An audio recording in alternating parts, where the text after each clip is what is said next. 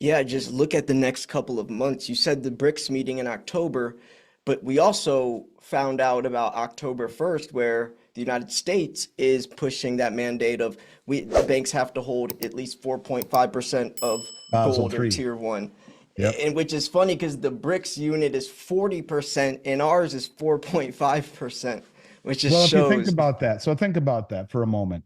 A well-capitalized bank will have 4.5% of the assets that they are responsible for in-house. 4.5%. I mean, does that really sound responsible? And that underscores the statement that you are an unsecured general creditor of the bank. And if you realize that, you're the last to be paid, their FDIC is a scam, that there's 150 billion or so backing 18 trillion in deposits, that the banks are massively over leveraged and undercapitalized. It's been at zero since COVID. And they're going to make it 4.5%. Doesn't that inspire a tremendous amount of confidence? And it should just really, I think, accentuate the statement of being your own bank. And to a degree, it's impossible to really be your own bank, but to hold wealth in something like silver and gold that is not conventional, but is proven. I mean, gold's, has outpaced every asset for the last 25 years, except for Bitcoin. It's averaged 9.9% compounding. And you look at silver, it's done pretty damn well over the last several years. I mean, go back to its low point in 2020 of $12, it's up 300%. Should it be up higher? Yeah, of course it should. Will it be? Yes, of course it will. But when you look at a dollar that is losing, according to John Williams, he said add 8% to whatever number they show you. And that's closer to what real inflation is. Well, they tell us we're at 3% inflation. John says we're at 11. So when you talk about moving backwards, you're moving ahead with gold, even though you don't see it because it doesn't pay a coupon, but it has outpaced inflation, and silver will slingshot in performance past gold before the music stops. You're doing really important work for people, opening their eyes to what silver represents. It is not an investment, it is an asset that has been valued for 5,000 years. And I think will only take on greater significance when Zoltan Pozar's, revelation of this being a system that will move from debt-based instruments like government bonds of a broke country to tangibles. Who's got the war chest? He or she who has the metals and the commodities, hard and soft, soybeans, wheat, corn, copper, steel, zinc, lead, gold, silver, platinum, you name it, makes the rules. And where we are going, he or she who loses least wins. I do believe that. So, yeah, I don't think we've seen anything yet. It should be an interesting few months leading up to the end of the year.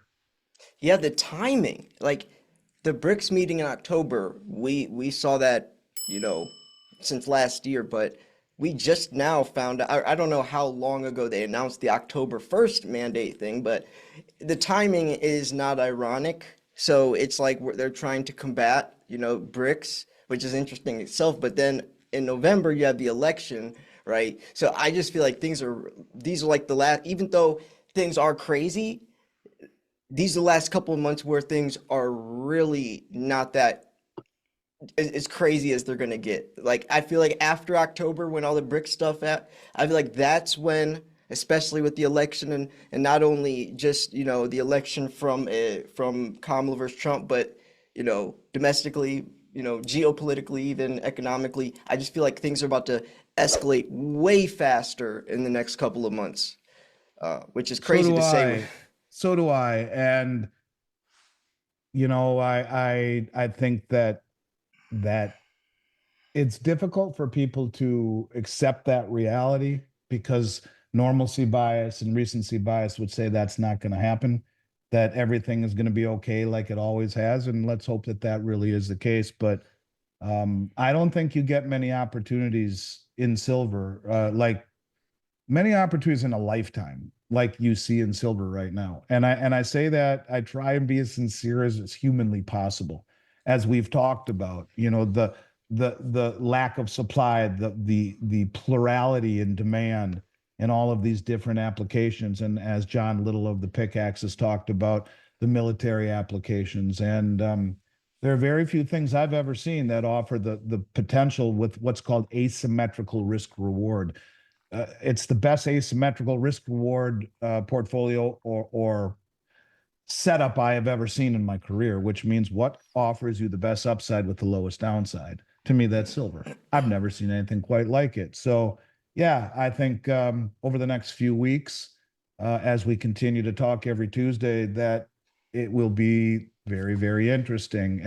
Starting with the election, or excuse me, with the debate tomorrow night, and what happens following. So let's Yeah. buckle up and continue these discussions as we continue to see things unfold. But I will tell you, things are going to get tough to get. The U.S. Mint just told me today that they're out of 1/10 ounce gold eagles. They've sold out, and they don't know when they'll restock them. That means Wow. 2020. That's how it starts. If they say we're out of silver eagles, bang, just like that. That's how it starts. And then Yep. all of a sudden, everyone rushes to buy Maple Leafs, and the Canadian Mint says, we're out. And then everyone runs to buy, And so when you realize that there's two mints in North America, US and Canada, and then you have the handful of refineries, it's a very fragile ecosystem, one that has been very, very kind to the consumer over the last 6 months, 7 months in terms of availability, price, premium. That's going to change too if we start to see the mints run out of product as people wake up to the potential chaos that's at our doorstep. That's a very good point that they've been very kind because you think about the shortage and where premiums have been. We saw Eagles premiums, you know, through the roof. For them to come back down, they could have kept them high, right? They could have just kept premiums, 15, $16. Uh, but yeah, the availability thing as well. And that's like with us, you have so many connections, you're able to fill a $55 million order twice. Mm. Who else can do that? So we'll be one of the last companies standing in terms of being able to find product, I feel. And that's why a lot of people have been hitting me up. They say, my local coin shop, he's out, or someone bought him out, or, my, like Robert Kiyosaki said when I interviewed him 2 years ago, he said, my coin dealer of 30, 40 years, he can't find silver anymore. He's like, that's why we have Andy Shectman. So that's another reason why, you might want to build a relationship with us, is because, we're able to still source it. But I know you got to go, so I'm gonna yeah, hold your feet to the fire here on camera and invite you yeah, down here to spend a few days with me real soon so that I can so that you and I can do something live together, sitting next to each other, and it's long overdue. So yeah. hopefully you'll do that. Take me up on it, and I'm paying for the flight. So come down All and right, spend some time with all me in right, Florida, and let's do this live together as it would be proper to do so. all right. Yep, I'm down. I'm down. We could plan it. I know I was trying to take my daughter down there in Well, bring her December, with too. but yeah, because you said you're 2 hours from Disney. I'm about 2.5 hours from Disney and Delray Beach, and we'll keep Yeah, we'll keep her busy. I promise you. yeah, I have a 17-year-old daughter who still thinks she's 7 years old. So sometimes she thinks yeah, she's 27, other times she thinks she's seven. So yeah, we'll make sure yeah, that your daughter doesn't get to witness the yeah. 27 yet, but for sure the seven, and we'll take good care of her. But I'm sorry, I Yeah. do need to cut it early this Yep. time. But let's I'll look forward to seeing you, and we'll talk all about the debate next week. And of course, if Yeah. anything pops up before that, we'll jump on together. Yeah. All right, folks. I hope you enjoyed this episode. Make sure to subscribe and also make sure to email me, slayer@milesfranklin.com, or call me 330-485-6172. I'll make sure you're taken care of. So, yeah, anyways, thanks for tuning in. I'll see you guys tomorrow. See you, Peace. my man.